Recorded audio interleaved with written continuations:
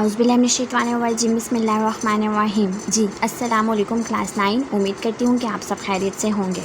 हम कर रहे थे एक्सरसाइज नंबर 5.3 क्वेश्चन नंबर 2 हम डिस्कस कर रहे हैं। फर्स्ट पार्ट हमने कर लिया, आज हम करते हैं सेकंड पार्ट को डिस्कस। क्या है गिवन है, if x-1 is a factor of x³ minus kx² plus 11x minus 6 then find the value of k की वैल्यू फाइंड करनी है इस एक्सप्रेशन में से।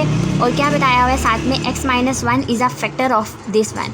इसका मतलब है x-1 जो है इसका फैक्टर है, तो फैक्टर क्या पुट करेंगे हम, इक्वल टू 0 पुट करेंगे। कल के लेक्चर में मैंने फुल आपको डिटेल में बताया था, तो साथ में मैं लिंक शेयर कर दूँगी, आप लोग वहाँ से देख लीजिएगा, डिस्क्रिप्शन बॉक्स में लिंक शेयर कर दूँगी, ठीक है। अब आगे हम चलते हैं जी क्वेश्चन की जानिब।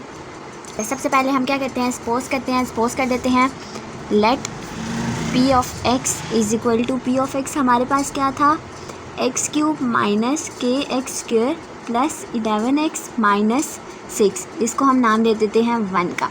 अब आगे क्या स्टेप होता था हमारा, अब जो डिवाइड करवाते थे वो जगह इसका फैक्टर था x-1, तो x-1 के साथ करते हैं when p of x is divided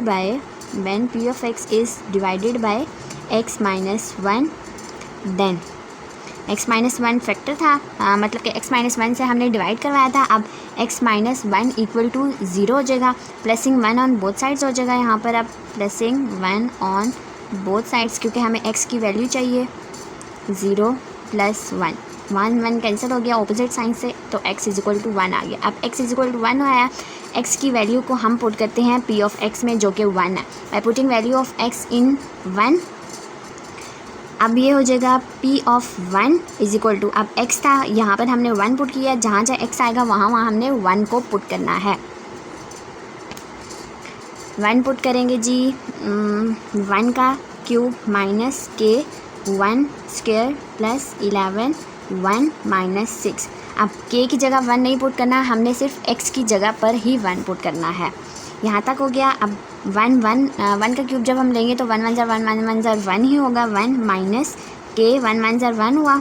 यहाँ पर फुल स्टेप्स करते हैं, प्लस 11 माइनस 6, यहाँ पर हो जाएगा 1 minus k plus 11 minus 6। Minus k को भी हम साइड पे रखते हैं, तो जो बाकी हैं उनको सॉल्व कर लेते हैं। क्या है, 1 प्लस 11 माइनस 6 और माइनस k है, 12 माइनस 6 कर देंगे या कैलकुलेटर की मदद से कर लेते हैं। 1 प्लस 11 माइनस 6, हमारे पास 6 आएगा, 6 माइनस k।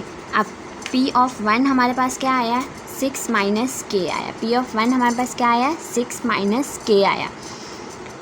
यहाँ तक हो गया। अब उन्होंने कहा है कि हमें x-1 जो है इसका फैक्टर है p ऑफ x का, तो हम लिखते हैं as x-1 is a factor of p of x, as x-1 is a factor of p of x, then the remainder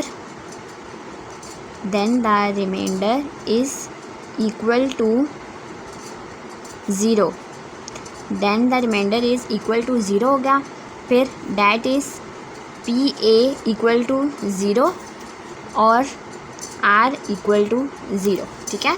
factor theorem में हम क्या डिस्कस करते हैं कि polynomial of any constant equal to 0 और r इक्वल टू 0 होना चाहिए।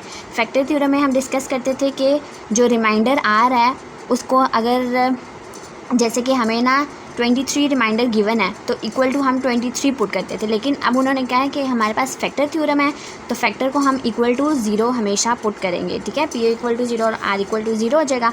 अब हम आगे सॉल्व करते हैं, देयरफॉर डाल के और देन डाल के 6 माइनस k, जो कि हमारा p of 1 is equal to 6 minus k था, इक्वल टू 0 हो गया।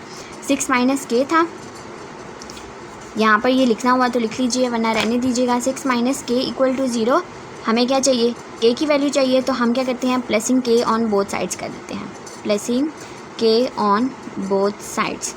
6 minus k plus k is equal to 0 plus k से कैंसिल हो गया, 6 इज़ इक्वल टू k आ गया हमारे पास। हम चाहें तो हम 6 को भी माइनस कर सकते थे, लेकिन वो लॉन्ग स्टेप हो जाता। अगर हम 6 को करते, 6 माइनस k इक्वल टू 0 है, 6 माइनस 6 करते, माइनस k करते, 0 माइनस 6 करते, 6 से कैंसिल करते, minus k is equal to minus 6 आता, माइनस को दोबारा से डिवाइड करवाना था तो k इज इक्वल टू 6 आना था। हमने क्या किया, प्लस k कर लिया। ये कम से कम 4 स्टेप्स बन रहे थे, हमने 2 स्टेप्स में क्वेश्चन को सॉल्व कर लिया। तो हमारे पास क्या आंसर आया, k इज़ इक्वल टू 6, ये हमारा आंसर है।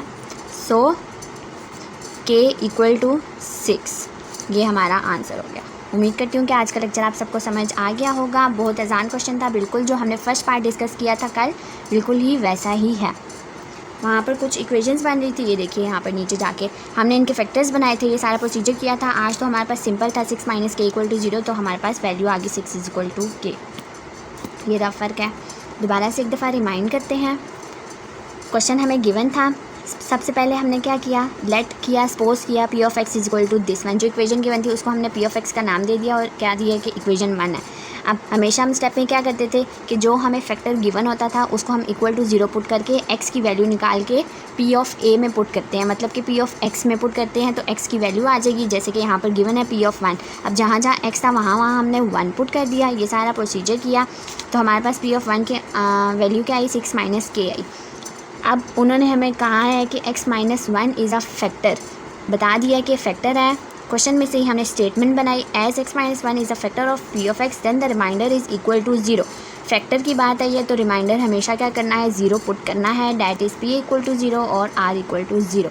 यहाँ तक हो गया। अब p इक्वल टू 0 है। अब p ऑफ 1 क्या था हमारे पास, 6 माइनस के था, 6 माइनस के को पुट किया, 6 माइनस के इक्वल टू 0 पुट किया, क्योंकि उन्होंने बताया कि फैक्टर थ्योरम है p इक्वल टू 0 होना चाहिए। प्लसिंग के ऑन बोथ साइड्स की, अपनी आसानी के लिए -6 भी कर सकते थे, लेकिन फिलहाल मैंने आप सबको ये करवाया माइनस के ऑन बोथ, प्लसिंग के ऑन बोथ साइड्स, माइनस के हो रहा था।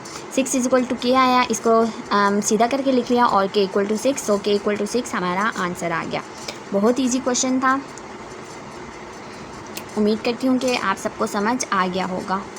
आज हमारा क्वेश्चन नंबर 2 कंप्लीट हो गया। 2 पार्ट्स थे, सेकंड पार्ट रिमेनिंग था। आज हमने फुल डिटेल में डिस्कस कर लिया। कल इंशाल्लाह हम क्वेश्चन नंबर 3 को डिस्कस कर लेंगे। ये भी बिल्कुल ऐसा ही है।